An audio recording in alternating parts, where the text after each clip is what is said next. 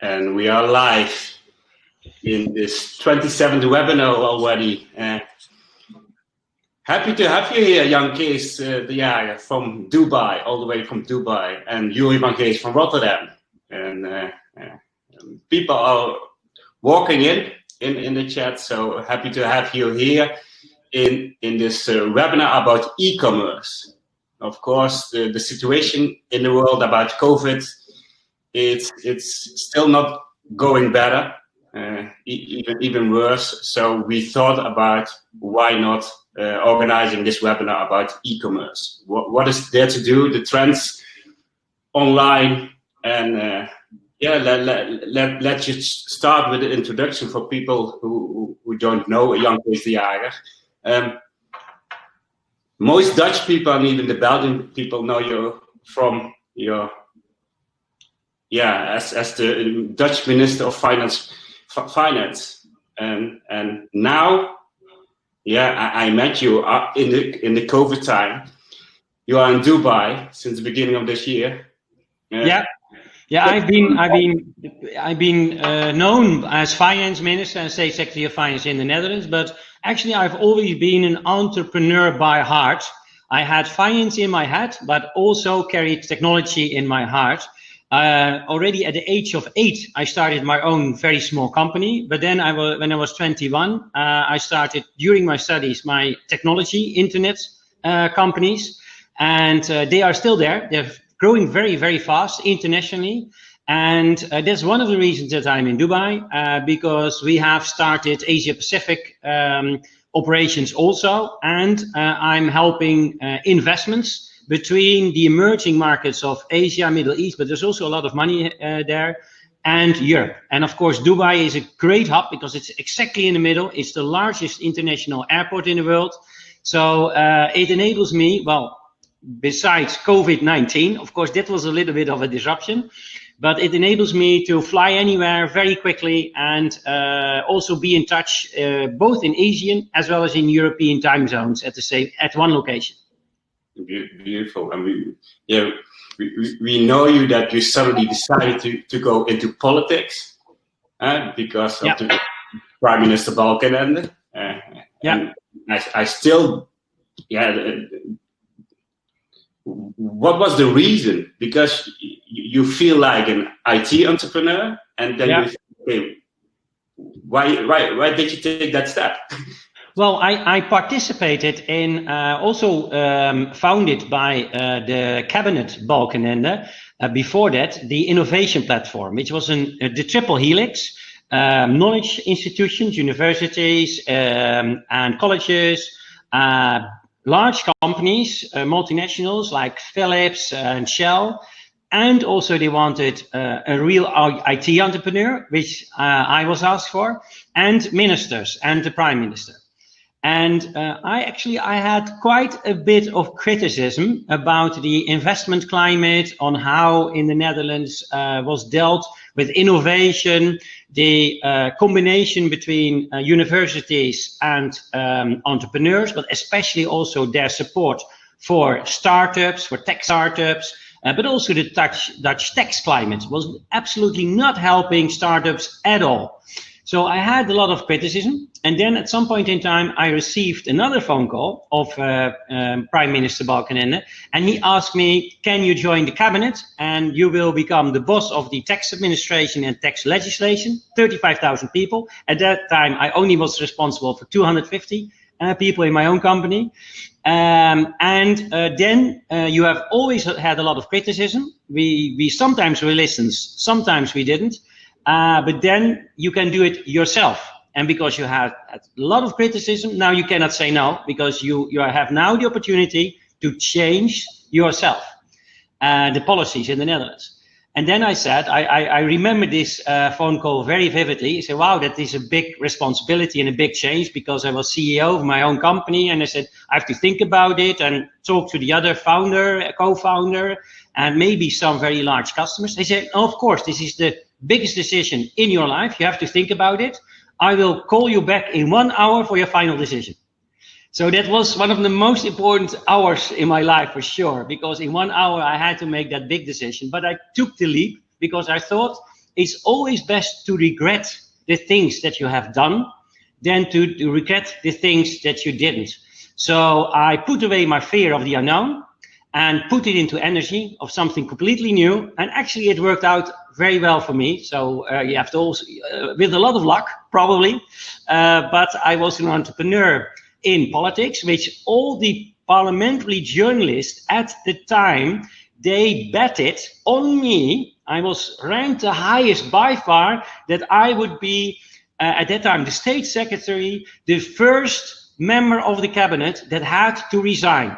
And some said in 1 month, some in 3, some in 1 year. That was the longest, I think, in 1 year. But for sure, I would be the first cabinet member to resign, because yeah, you have an entrepreneur, no political experience, responsible for the tax administration. As you know, that is like a field in the Netherlands where a lot of cabinet members have to resign on. It's a very dangerous place. But eventually it worked out. I was even named a few years later finance minister, as also a reward for the things that I done for the tax administration. Then that was in the big financial crisis, the banking crisis. So I had my share of crisis as well. And then I decided to go back to business and leave the politics, because it was super interesting. But if you do it too much, too long, it's also a bit addictive. You have to work extremely long hours, which is fine. But it becomes like your life completely. It is completely all consuming. And I wanted also at some point in time back to business. Yeah, I still remember that story that you met Bush, because yeah, the prime minister was sick, I guess, or he had to. No, if even worse, his father died unfortunately during our trip. So I was only state secretary at that time, not even the finance minister yet. But I was able to substitute the finance minister on the very first G20, the largest conference internationally since 1944, the Yalta conference. That was the largest conference in the world in 2008, amidst the start of the banking crisis. So all the big government leaders were coming together at the White House with President Bush. And then I was able to substitute the finance minister, but he absolutely could not come, together with Prime Minister Balkenende. And then, unfortunately, because of his father's death, he had to go back immediately when we landed in Washington. And then it's something like the designated survivor or something. I was the only member of cabinet at that time in the United States present with, in 20 minutes, a new conference starting. So I was, because of, there was a very good relationship with Balkenende and Bush, I was able to substitute the government leader. So in 24 hours, I was promoted twice, now as a substituting government leader. And then, well, actually, I know very well. I was a little bit hasty in getting on the stairs of the White House. They were a little bit, it was raining, so it was a little bit slippery. And I almost fell. I skated towards Bush, and then he caught me. And then we had our photograph, and still that photograph was discussed weeks after, because of this strange situation, I had the upper hand, and was the only supposedly government leader that I had the upper hand with Bush. It was not my intention, by the way. But yeah, it was a very fun moment to have. Yeah, we are not going to talk about politics today. We are maybe a bit about numbers, statistics, but not about the financial part of you. Yuri, yeah, it's your third, fourth, fifth time maybe, but Yuri van Geest is famous because of the best-selling book ever, I think, in the world. It's in the top 10 of the world's best-selling books, Exponential Organizations.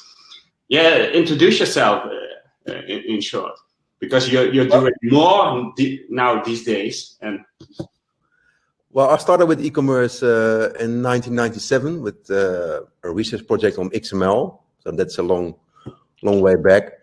That's also when I met Jan Kees, I think a little bit after.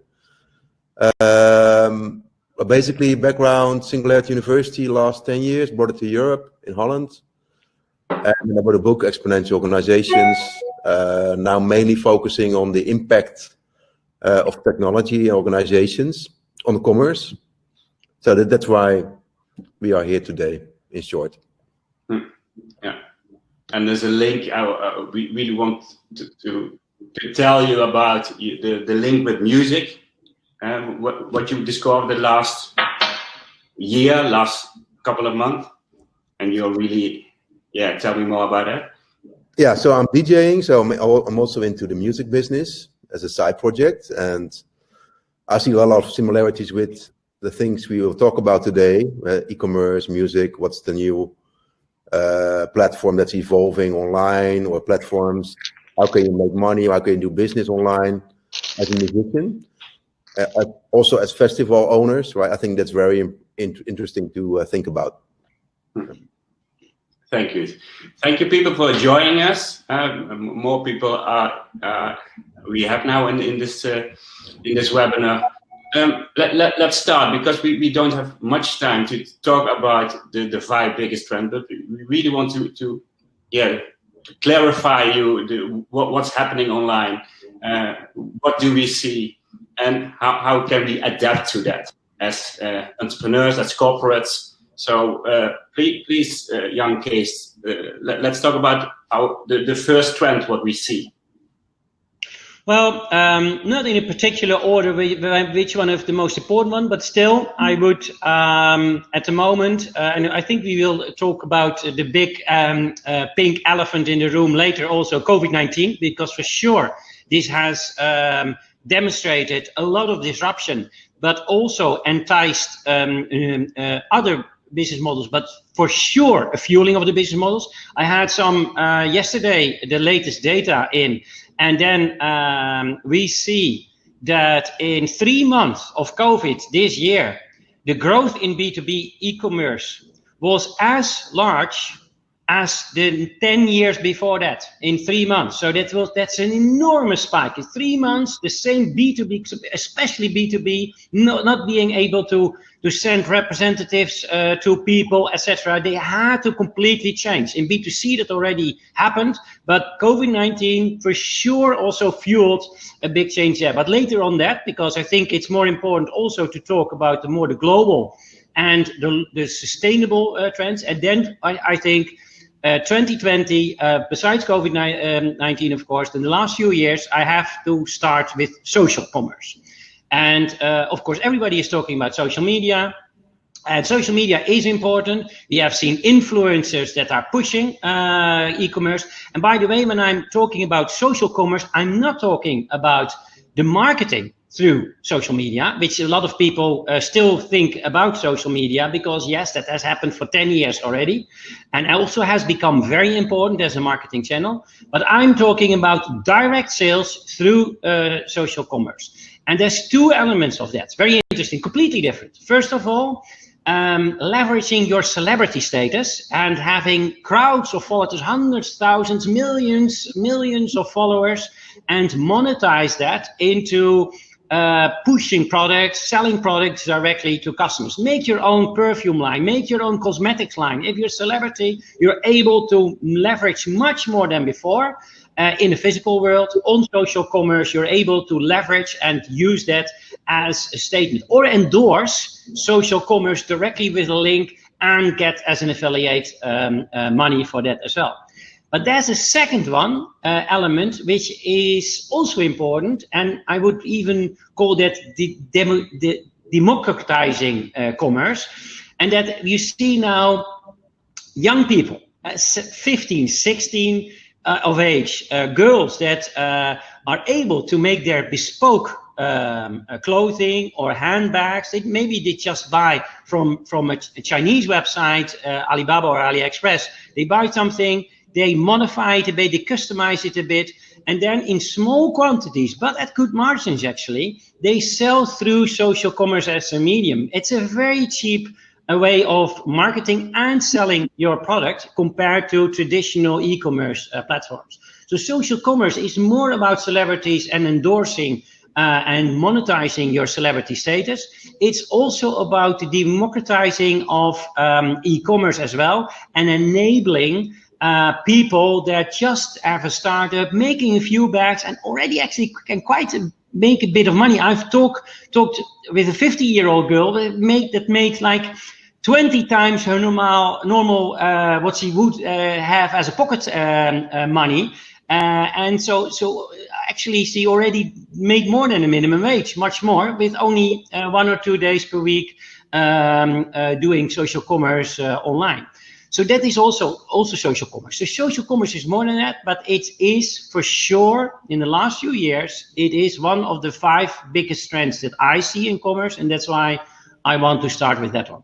Is it a chance, an opportunity for people who lost their jobs at the moment and are looking their own ways to? Well, yes, of course.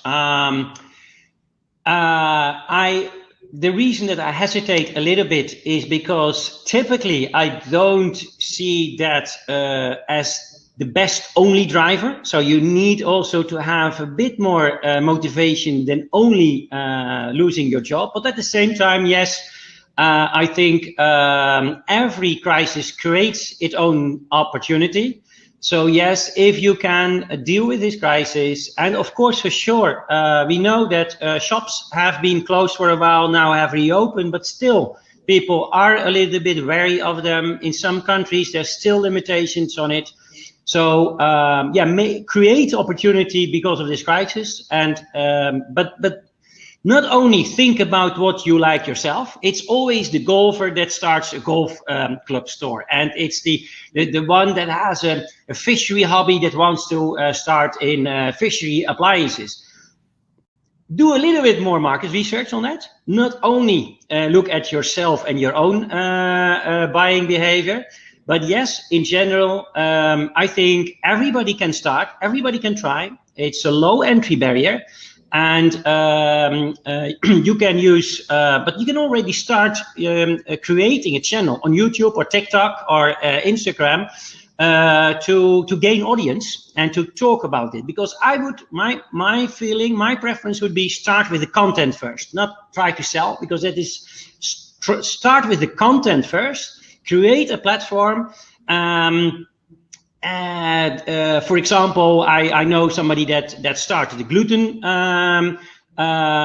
informational social commerce channel, and if you have gained authority, then people will ask, oh, where do you buy this, and how do you do, and how do you make it yourself? Can we buy that somewhere? And then you have the authority also to use it to sell on the platform as well.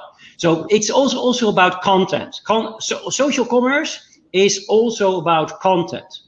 Use content to drive commerce, not the other way around. Yuri, how do you see that this particular trend? Well, I think that's a very promising one. It makes a lot of sense because there's a lot of upsides for individuals and not a lot of downsides. So I think this will grow. But I would like to add a few other e-commerce trends that I see. One is the re-emergence of group buying, not just in China, but across the world, beyond Groupon, for example, especially for, let's say, lower income groups or territories. Also, what I see is a re-emergence of rental of clothing, for example, instead of buying. Why? Because people don't want to own stuff, but just to access it. I think that's an important trend as well in commerce in broad categories, I would say. Also, I would say there is a re-emergence of second-hand markets, right? We call it re-commerce in jargon. So that goes beyond eBay, but how can you make it more attractive, more sexy to, also for sustainability purposes, besides the lower price, to buy second-hand products? I think Gen Z, let's say the youngest generation, they are much more in tune with sustainability, more than millennials or my generation. So I think this is the growth market.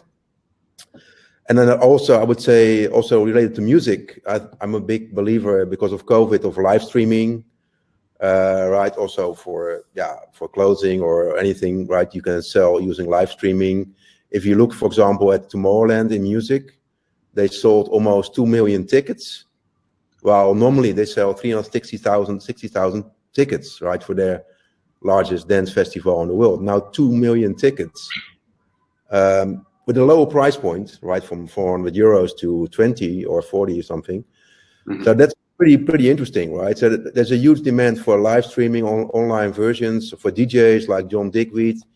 He has like 300,000 followers, right? Just doing online DJ sessions every week since March. It's stunning. And what I noticed is there's a lot of value, untapped value in terms of e-commerce or loyalty and retention because of the interaction between the customers among themselves, right? Any live stream event, also for clothing, but also among the interaction between the audience or the customers with, let's say, the DJ or the speaker or the owner or the leader, right? I think there's a lot of value, untapped value there, and we can leverage those data points in e-commerce from the bottom to the top. And finally, I would say there's a lot of shifts going on also, what I see personally, from, let's say, social media opinion leaders to, let's say, opinion customers, because it's more authentic, right? You pay influencers to promote a product. People are, savvy about that. They don't like that normally because it's commercial. We move from commercial to authenticity, right? Also in social media. So I would say smaller audiences, more authentic. You don't pay people to talk about your product. You just want an honest product review. So you give them the product maybe at a privilege, time advantage, and they talk about it, right? They give an honest review because they're already a small-scale niche domain expert. And I think that's a big shift we will see in B2B first, also B2C later on, a shift to authenticity, to add on the shifts that Jan Kees talked about. Yeah. And connected with what Jan Kees said, and then what I see in the chat, the question of Rahul, thank you for sharing the question. Is it necessary to have a good content strategy in this? How do you see it? For me, or? Yeah. I would say yes. Yes, I think that's omni-channel, right? So the way I do it, I'm a speaker and a thought leader, whatever. So I try to be present in key media once in a while, but it's also about who you connect with one-on-one. So you can have a very public presence and image, right? Identity, that's important. But you can also do it in a more subtle way, the way I do it, right? More one-on-one, small-scale sessions, right? Connecting the thought leaders globally with Conscious Learning Tribe is very small scale. But these are high-impact mavens and connectors. That's also a way to spread your content and to do commerce later on. Yeah, thank you. Thank you for sharing some questions in the chat, everyone. I see some questions we will talk about later about it. So let's go to the second trend, distributed commerce, Jan Kees.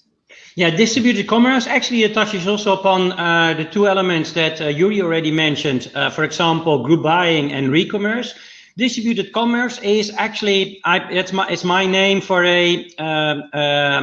for several sub-trends, because e-commerce has generated a completely new opportunity of doing business. It's also becoming headless. So headless commerce, probably some of the audience also have heard about that. That means that your shopping layer, your presentation layer is completely detached from the technology below that, the back-end technology, but also from the logistical support. So you can just start very easily your own, for example, the celebrity in social commerce that doesn't want to do anything with technology or with distribution. Very easily, very low entry barrier, you can start your own commerce. But it's more than that. It's also about, again, also re-commerce or vintage products. It makes it very easy to recycle that, but also think about that you have a very, very specific hobby and you want to collect that very specific item, and it's a seller in Guatemala, and on eBay you have found it and you buy it because you trust eBay, you see the reviews, you can pay through eBay, and it will be internationally shipped by the support of eBay. And then that is something completely unknown, of course, before e-commerce happened. So now there's completely new business models. Aliexpress, amazing, isn't it? That the package cost of sending a package of Aliexpress is less than when you send a package from Rotterdam to Amsterdam by PostNL. And PostNL actually has to deliver it. They don't like it that much for that prices, but that's part of the international treaties that China still treats as a developing country. So they have to supply extremely low package and postal tariffs. So it's weird that it's so cheap to buy directly from a Chinese vendor. That something a few years ago completely unimaginable, that you would buy an item worth only $1 or $2 or $3, that you could buy it more economically on that distance. But also, of course, direct to consumer, D2C, and other B2b trends. Again, I already mentioned, because of COVID-19, B2B really has lifted up. It rocketed this year, but also other models will be directly explored. You can do business as a business, but you do not want to touch the products, perhaps. Or you do want to touch the products and you enable others to do the marketing and the product. So you see the vertical binding that we have seen in the classical world will be now much more easy to split up in different elements. Somebody is very good in logistics, somebody is very good in sourcing products, somebody is good in warehousing, and some are good in marketing. Now in distributed commerce, it enables, with a lot of technology, to do in a different way of business. Globally agnostic, easy internationally, but also using your own strength. Direct to consumer means your business can directly, you buy it and it will be directly sent as a drop shipment to you. Not with all the hassle of cross-docking or something like that, or all the other costs. But also, look at the software trend, SaaS, software as a service. Now we also see that emerging in e-commerce as well. That you have things that are recurring, like shaving equipment or cosmetics or perfume stuff, that are put in a subscription model.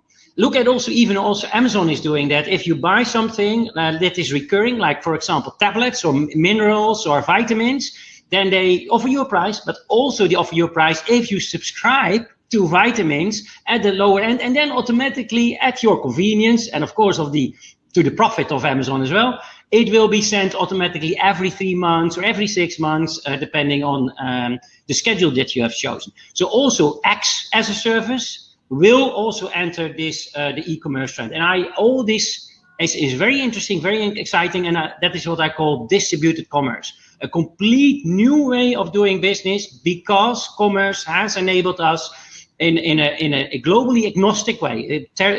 There's no geographical boundaries. It also becomes agnostic from the technology. It becomes agnostic from your inventory. It enables you to split up the process and work together in a much more lean and mean way, with friction cost much lower than ever before. Because in the past, this was not possible, because every chain element had a lot of friction costs. So that's why big retailers did their own sourcing, did their own warehousing, did their own logistics, because on every element they profit a little bit of the margin that otherwise the vendor would have profited from. And that was at their advantage. Like 80 years ago, General Electric having its own plants for aluminum, its own plants for creating electricity, but we have abandoned that world in the physical world. Now we also will see in the e-commerce world that we will also be able to much more focus on our strengths. Some are very good in marketing, some are very good in logistics, some are very good in sourcing, and this distributed commerce enables you to benefit all. You're talking. We have a lot of people from all over the world, and you talked about Aliexpress. You talk about all kind of things. I see in the chat, of course, from how do they do that that cheap. And a lot of people think, do we win from China? Do we win from USA? Or do we win from... but you said from working more together and find your own focus where you're good at. So you can maybe share where we as Dutch people must be more connected with the focus. Maybe, yeah. Yeah, well, first of all, if never let your fears influence your behavior. Turn your fear of the unknown into an energy of doing better. And the second advice here I have, embrace rather than counter-argue these trends. Because I think you can do your benefit from it.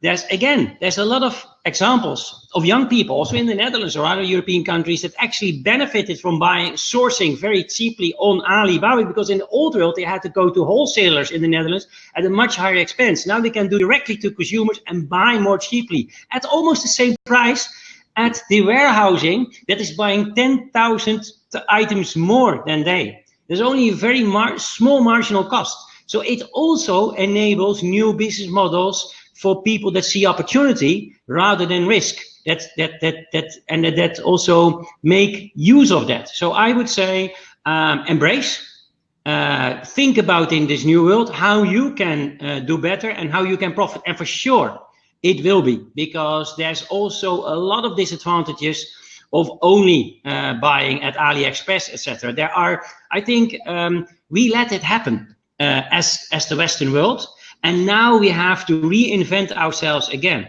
One interesting, just to support that, industry 3.0 or industry 4.0.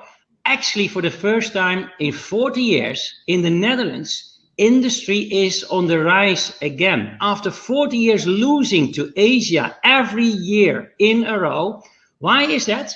Because of robotization, automatization. We have now become more competitive than ever before. Competitive levels are close to Asian production levels, and you are able to shorten the supply chain, to do mass customization, to do very quickly in 3D printing, make something, and then be able to deliver it the same day. That's why Amazon Prime is such a success. It's the same day delivery. Also here in the UAE, I'm a Prime member, of course. And it's when you are addicted to same day delivery, and you don't want to wait 3 to 6 weeks on an Aliexpress order. So I think we have to reinvent ourselves and do as the industry did. Actually, now they see that they could benefit from these technology trends, and now the Dutch industry and also European industry is, for the first time in decades, growing again, because now we can compete to low-cost countries. Thank you. Yuri, I see some questions. I see a lot of questions in the chat also for you. Maybe I can answer Bega, if I pronounce it right. Thank you, Bega. Yuri, which e-business will grow exponentially during the coming 5 to 10 years? That's a great question. I would say education, training. Why? Because it's still quite early stage, even though it has been around for a long time. But it was e-learning, because you mean e-learning on? Yeah. So because of Corona, this will intensify. There's also a ton of organic growth in education and training because of the speed of change. For example, I set up a movement 4 years ago in Holland called the Buitenboordmotor. We have to retrain 1.4 million people in Holland in the next 10 years, right? So that's already a huge market. A piece of that will be online because of COVID, but also because that's the way to scale, right? So I would say education and training, retraining, yeah.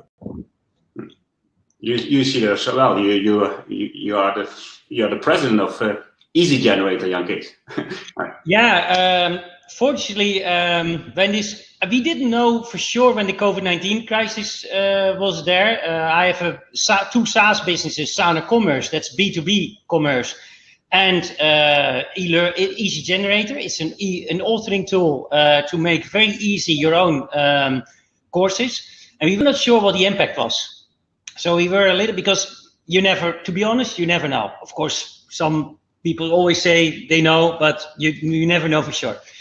And what we see in B2B commerce, actually the first 2 or 3 months, there was delay of, because companies saw the strength of e-commerce, but everybody was afraid to touch their own systems. So they didn't order new systems.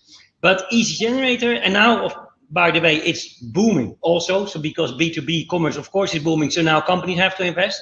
But Easygenerator, from the first day, we saw a huge rise. So our current year-to-date growth is already 82%, recurring growth. So it is, we have to cope. There's also, it gives a lot of challenges, of course, because you have to scale your organization, your customer support, and your developing capacity. But yeah, we're doing great. So fortunately, we started also here in Dubai our business to support the growth. Because it's much easier to recruit new people here from around the world than in Europe, because of the visa process here is much easier. But yeah, it's with a bit of luck again. We are doing great with e-learning and the authoring tool Easygenerator. Beautiful. Trend number 3, Yuri. Yeah. Let's start with Yuri. Okay, great. Personalized e-commerce. How do you see that? Maybe a lot of people are a little bit afraid. All the data, of course, what we share, we don't know what's coming in the next 5 to 10 years. No, I think a lot has already been said, but to keep it short, this will intensify. Why? Because if you think about public goods, right? So where image is important and it's a high involvement product, right? Then personalization makes a lot of sense. There's a lot of value add for the customers. So this will intensify personalized experiences, personalized products and services, content, yes. And also, most importantly, amplified, as Jan Kees said, by 3D and 4D printing. 4D printing is more advanced than 3D printing. Thermoplastics in the jargon. It allows us to personalize cars, right? Already for the last 5 years in China. This will intensify going forward. So I think it's a key trend. Jan Kees? Yeah, I absolutely agree. And well, yeah, I put out the 5, but Yuri have said it actually very good. It's 2 elements here again. It's personalize your experience and also targeting. Sometimes it's good, to be honest. Sometimes still it annoys me a little bit that you get retargeted after you bought the product, and they say, how many dishwashers do you think I need? Really? I just bought a dishwasher. Now the next week you're going to be retargeted. The people selling those flight tickets. Yeah, flight tickets as well. They keep coming when you have bought it. So of course it all has to do also with a little bit of the privacy, because sometimes the data cannot be shared. But still, it feels a little bit awkward. So we're not there yet. But yes, it's much better than it has been, to be honest. And sometimes we complain, and sometimes it's not right yet, but it is better. Targeting, personalization, the way we do it is better than it has before. And big data analytics will become much more important also in the future. And even everybody is talking about artificial intelligence, AI. At the moment, it's still rule-based. Most of the AI solutions that I've seen, but it will be there. It will be self-learning at some point in time, and then also that will improve. And secondly, yes, it also will enable, as Yuri explained, mass customization. So it's not anymore like you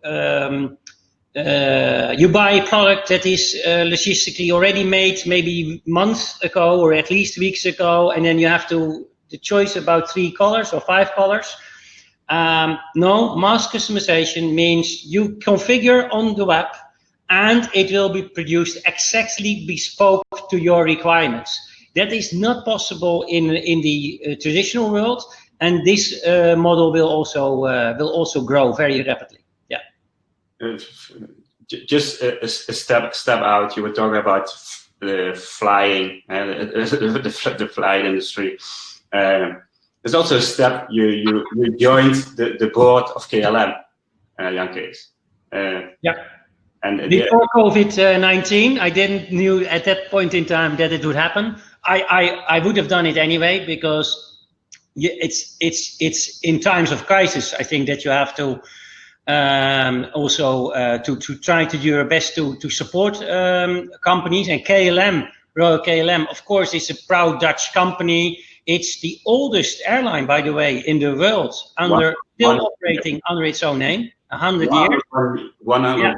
Just 100 years. Yeah, now 101, but last year was 100. We celebrated 100 years. And but this impact it's bizarre. It's losing. It's a capex, so capital expenditure, so fixed cost, heavy industry. You know, you have to buy planes or lease planes that you still have to pay. So it's a very high cost industry. And from day one to another day, losing 90% of your passengers, not for a few days or a week, like in the disruption of the volcano in Iceland many years ago. No, for months now. There's no industry I can see surviving that on its own. So you see everywhere airlines are really struggling. And it takes also longer than at the moment, of course, than expected, because it will be next year before we see real in that the COVID-19 will be really in such a situation under control that travel restrictions are not there anymore. By the way, the flying in itself is there's been just research also about it. It's actually the flying itself, because of the way the airflows work and is recirculated. It's one of the safest places to be in the COVID-19 my wife flies for KLM. She had to do the flight safety, and I watched a small video about how safe it is, how clean the air is in the airplane. Yeah. And it's a vertical airflow in an airplane. So if it's that is the system that it has is actually, it's also almost made for this type of crisis, because airline industry already faced, especially in Asia, different virus crises. So they have been preparing for this. And actually the environment in an airplane is, as to the research is now, and also supported by real infection evidence, it's one of the safest places to be. But because of the restrictions of entering into countries, people are not flying almost at the moment. Yeah. That's the case. So it's the government again, government rules. Let's go back to the e-commerce side, the visual commerce. It's also what I see with VR, with all kind of things. Yuri, who is the in what country we see are developing? Is it Holland? Is it China? Is it USA? Where is this trend coming from? Who are the? Now, not from Europe. In my view, it's mostly driven by China. Most of the trends are driven by China in a broad sense. So, for example, you can do augmented reality using your camera or your smartphone or laptop. And you can test your lipstick, right? So these are simple applications, but I think this will become more mainstream. It's easy to do. A lot of upside, no downside. So that's one example driven by China. Jan Kees? Yeah, and absolutely. It's ordering products. Even if you can send them back, you know, that most of the e-commerce allows you to do that. But it's some of them are high impact, and you don't know how that clothing fits you or that lipstick suits you. But also that furniture, I've seen very great examples also to place furniture into your home, that you can just make a snapshot of your home and then place that furniture in it. It will lower the risk barrier for buyers, and anything that lowers risk barrier for buyers will enable them to buy easier online, because that is one of the things of e-commerce still today. You cannot touch it, feel it, and some products have a higher requirement of being touched and felt or looked at than otherwise. But you will see it in any industry. Tesla is using it obviously for configuring their cars. Many are doing it now. So it is an important driver to support customer acceptance of e-commerce. And I also agree with Yuri that China and other parts of Asia actually are ahead of Western Europe. Now, living myself in the United Arab Emirates, sometimes I get a question by Dutch people, for example, a bit conservative Dutch people. They ask, why there? Why there? Because it's so great here. Well, no, actually, then you haven't been in Singapore or in Dubai or in Shanghai lately, because really Europe is becoming, if you do not, if you are not stopping the complacency in Europe, Europe will be a second world or second tier region. So the developments in the modern parts of the Middle East, like the UAE, Abu Dhabi, Dubai, Shanghai, Singapore, are much more advanced. Things are cleaner, secure, more secure. Technology is used really for creating better life experience for the residents in those countries. And also we see that in commerce. So sometimes I think Europeans can be a little bit complacent, to be honest, because yes, in the old world, they had the lead.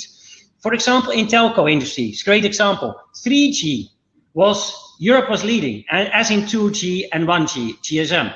4G, the US took the lead, Europe second, Asia third. 5G, Asia has become by far the leader in 5G. China every week activates 50% of all the base stations in 5Gs in the world. 50% of in all the market. Imagine that. 50% of all 5G base stations. And then America second in 5G. Europe is now third in place in 5G. Here in the UAE, we already have for almost a year, we have nationwide 5G coverage. In Europe, it has to start yet. The Netherlands just a few weeks ago did the first auction of actually the 700 megahertz frequency, which is not really 5G. It's not the real 5G frequency will be there in 2 years. Will be auctioned in 2 years. Auctioned. Let's imagine that. Yeah. So yes, we have to stop being cultural, conservative, and thinking that Europe is still in the lead. Please look at other parts of the world, and start, of course, with China, but also other parts in Asia, and you will learn a lot, I think. Thank you. Yuri, you wanted to say something? Yeah, I fully agree, as people who know me will recognize, but the visual commerce is also about sharing, Jan Kees, because the lipstick or the clothing, so the social aspect in that sense of commerce becomes more interesting as well, for the social validation or fun, entertainment. It's all additional in my view. Yeah. In terms of other trends I see, very briefly, visual commerce, you can just see anything on TV of TV commerce, right? Smart TVs. You can just select an item in the program. Hey, I like this hoodie. Boom, you can buy it. This also becomes way more easy than, let's say, 5 years ago. And also, I would say that it's an outline trend, but I think if you are a brand without a purpose to contribute to a better world, also within e-commerce, you will have a hard place in the next 10 years. Move away from just making money to purpose-driven initiatives and brands, authentic purpose, right? A higher goal to create a better world. If you don't tap into that, whatever you are in the supply chain or value chain, you will be in trouble increasingly. And I'm not talking about ecological inclusiveness or sustainability or climate, I'm also talking about water scarcity, food scarcity, social inequality. All these topics become more important also in e-commerce. Talk about the link with climate change. People are more and more aware of it because of COVID. What they see linking to food and climate change. Maybe it's a good connection. So one of the first questions, what's happening on that area on e-commerce? Yuri. Yeah, actually, I've been doing this for a lot of years now. 7 years. I've worked, do training for the CEOs of Westland, the food business in Holland. So there's a lot of interesting stuff going on, right? The main trend is vertical farming, which allows us to create more sustainable, cheap, and more consistent high-quality food relative to the alternatives in the past, right? So that's the biggest trend. We see a move in line with the trends that Jan Kees talked about earlier, right? You have this horizontalization of the market. You have all these specialists that normally you have vertical integration. Now it's all gone, right? You have separate players. Because of the speed of change also in the food is so high, and the new technologies are disrupting the vertical integrated companies. What I see is a trend towards democratization, decentralization as well, just like e-commerce, as Jan Kees talked about. Soon you can grow your own food, hydroponics, aeroponics, restaurants that create their own vertical farm. Think about this. This is a fascinating statistic I found out a few weeks ago. Because of COVID, the retail real estate will plummet by 40 to 50% in the next few years, right? A lot of free space there. Then you have commercial real estate. 30% will be vacant because remote work. So what will happen in my view, and I'm already tapping into that with a few of my clients, how can we refurbish those real estate for retail and for commercial into vertical farms, right? In cities. In Holland, right, and also beyond. So I think that's a big shift we can see in terms of food. Last trend, the multi-device commerce. Jan Kees. Yeah, Yuri already made the example of a TV device embedded in your favorite TV show that you can also, with a smart TV, you can easily see and say, okay, I want to order that directly. But also it's, of course, obviously about mobile commerce, multi-device commerce. We have seen the rise, especially with Gen Z and millennials. They prefer now buying through a mobile device rather than a full-fledged website on a laptop. But also, especially in the US now first, but we'll see that also in other regions, voice shopping, especially for recurring items, you know? Oh yeah, I need this or need that. You can ask Alexa or Google Assistant to reorder that. It will not be people ask me, will that replace blah, blah, blah? No. It's always when you make an argument for the one, it's always easy to defeat with the question, will it replace this and that? No, it will not replace. Everything is added as a selection, as an option to other parts of commerce. Voice for me will be much more about recurring simple things that you just, as you ask, to put a light on, something like that. Reorder your water supply or anything else, you know? Right. But not browse and do the experience and the full, of course not. But, and also TV in your favorite show, it will not replace other elements of commerce, but it will add.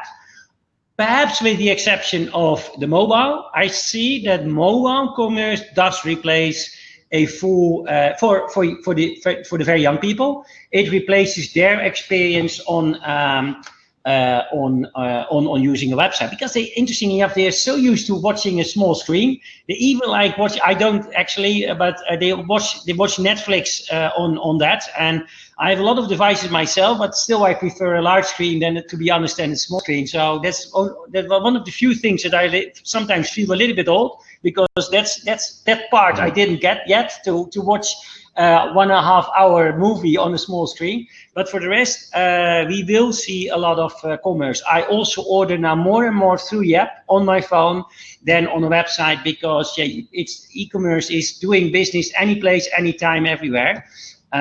So you will see that you will become device agnostic. Use any device, will generate e-commerce, and you have to be sure that you're ready for that, because still I see at best websites ready for mobile. If they are, then they already feel that they are very modern. But there are so many things, so many devices that in the future will drive e-commerce. Are we not a little bit afraid to be overloaded with all kind of new things? Well, that's a good point. As you know, I also worked at KPN as CFO, a telecoms company, and then we always had a discussion: are people not using their mobile phone too much? I think it is. Everything as everything is about moderation. Of course, we do not have to exaggerate, but the most important thing is that you are in control. You are the boss of your own behavior. Maybe some people cannot cope with that responsibility, then you are, especially young children sometimes, so you have to help them and educate them.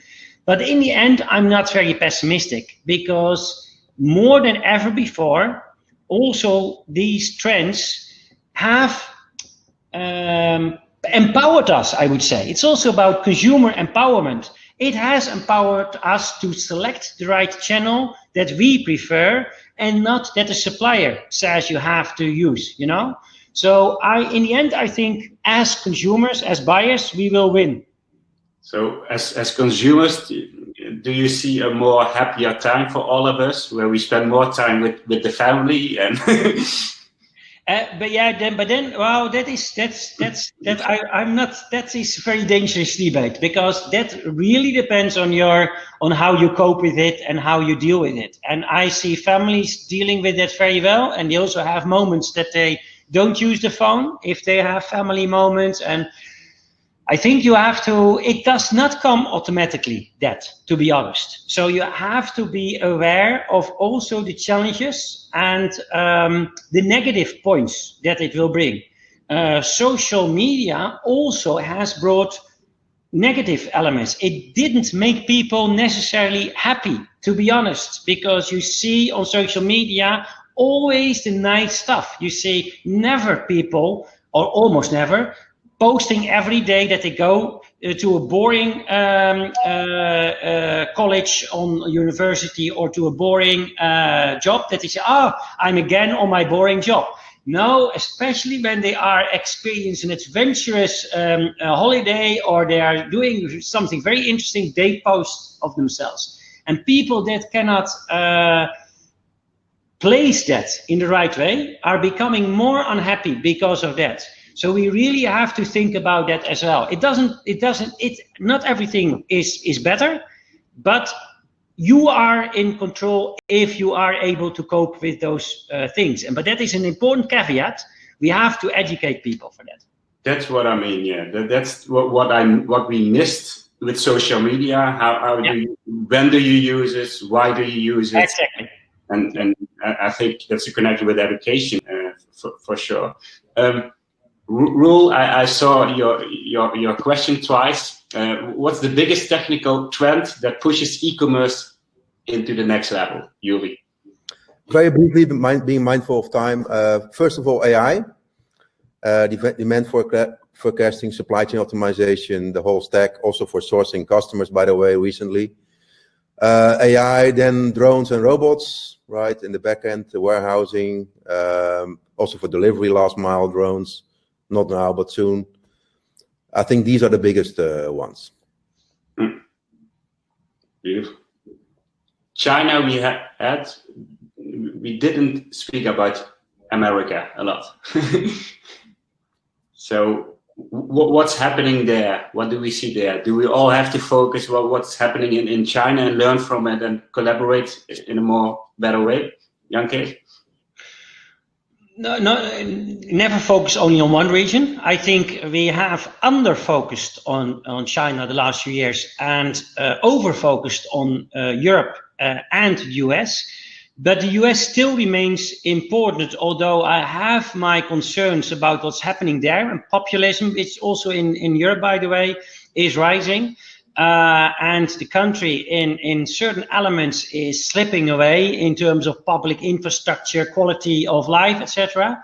But the US by nature is extremely resilient. They have the ability to overcome almost every crisis and rethink in a creative way. A little bit more, to be honest, than Europe. So I think US still is very important in terms of especially creative and like social media trends and the largest, some of the largest in the Western world companies are all still there and have their headquarters there. So it's important to look at what's happening there from a trend perspective and how they deal with that. But having said that, I do feel, as also Yuri explained, we have been under-focusing on some other regions. So that doesn't mean that we have to focus only on Asia, on China or the Middle East, but we have to be aware that there is a huge growth and technology happening. And what, for example, Tencent and WeChat has done in China with a completely integrated experience, like with Uber, Amazon, Facebook and WhatsApp actually in one app, one location. That is also very interesting. So let's try not to shift completely to one region, but balance it a bit more. Yuri? I would also like to include India. I've been to India 10 times last 10 years. Mumbai, a lot of changes there. Bangalore, of course. So I expect leapfrog innovations, quantum leaps in India in the next 5 years as well. Also in e-commerce, by the way. It's 60 minutes now, and I told you it is a challenge to really. we could have organized a webinar for each trend, but I hope you people in the chat, thank you for joining us, that you learned a bit of every trend, what is going on. I still saw a lot of questions, and we will figure out if we can still answer them after the webinar. I have one comment about it. I see a question about the Minister of Innovation and Transformation. That's a link with politics again. So. Highly necessary. Yeah. The last thing, Yuri, give the people in the chat some last takeaways. What can they do now to be prepared for what's going on in e-commerce? Now, I give a more abstract but strategic insight. I believe COVID is just a wake-up call, right? We have a biodiversity crisis, climate crisis coming in already in the next 10 years in some cases. So if you do commerce or e-commerce and you don't think about your purpose as an organization or as a human being, you are in trouble in the next 10 years. That's one. Second, as a result of these crises, we will move to self-sufficient systems, regenerative cultures, right? I'm fully engaged in that. Decentralization, democratization of everything, right? You become the CEO of anything in your life increasingly, right? In a localized, community-based fashion. Tapping into tech platforms in the back end, but in the front end, it's all localized and more communal. I think that's the future, right? It's more economical, more sustainable, more ownership, more happiness, more anti-fragile, more resilient in that sense, right? So we have to think about how we can use e-commerce to deal with the different crises emerging going forward. Kees? Yeah, no, I totally agree. I was also running through the chat. Very interesting, by the way, very interactive and engaging people. Thank you for that.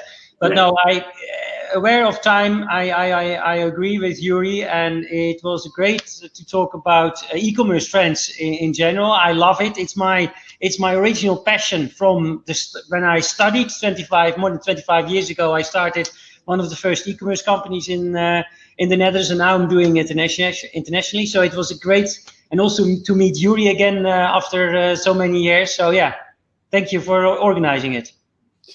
For sure, it was great having you both from Rotterdam, but actually you were born in Zeeland. Yeah. So, but live your life in Rotterdam. We for sure, you and I are coming to visit you. Maybe you can show the people in the chat your view from your new apartment in Dubai. Can you? I can turn my camera if that's what you mean. I don't know if you can see it. That's the view. Yeah. Bad luck. That's the Palm Jumeirah Islands.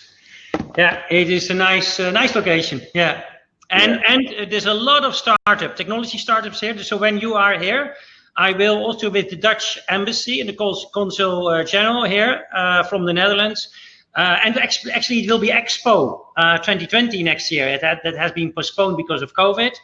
And there's also a lot of technology companies here. So I'm happy to demonstrate you the thriving opportunities of Dubai. And actually, a lot of Dutch and European entrepreneurs have started here. Yeah. For sure. Jan Kees, maybe we do a catch up later in the year or beginning next year about this webinar, because there's so much to say.